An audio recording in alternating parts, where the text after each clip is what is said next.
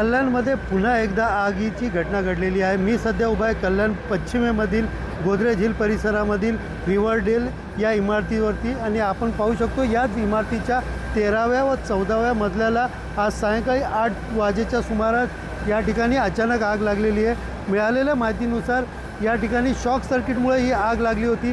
सध्या या ठिकाणी फायर ब्रिगेडच्या 6 गाड्या ज्या आहेत ते या ठिकाणी युद्ध पातळीवर काम करत आगीवरती नियंत्रण मिळवलं आहे। मात्र तरी देखील आपण पाहू शकतो की या सोसायटीमधले जे रहिवासी आहेत ते मोठ्या प्रमाणात इमारतीच्या खाली या ठिकाणी उभे असल्याचं दिसून येत आहेत। एकंदरीत अचानक लागलेल्या या आगीमुळे ज्या रहिवासी होते त्यांच्यामध्ये मोठी धावपळ निर्माण झालेली आहे आणि त्यानंतरच या ठिकाणी जे रहिवासी आहे ते बाहेर मैदानामध्ये येऊन उभे राहिलेत। ही आग इतकी भीषण होती की या आगीमध्ये 2 घरं जे आहेत ते जळून खाक झालेली आहे। सध्या याच्यामध्ये कुठलीही जीवितहानी झाली नसल्याची माहिती जी मिळत आहे।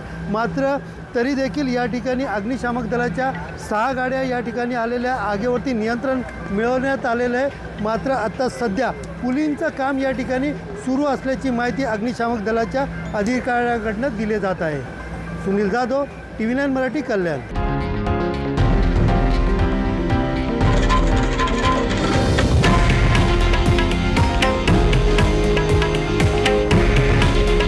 हे आहे देशातील नंबर 1 न्यूज नेटवर्क आणि आपण पाहत आहात TV9 मराठी।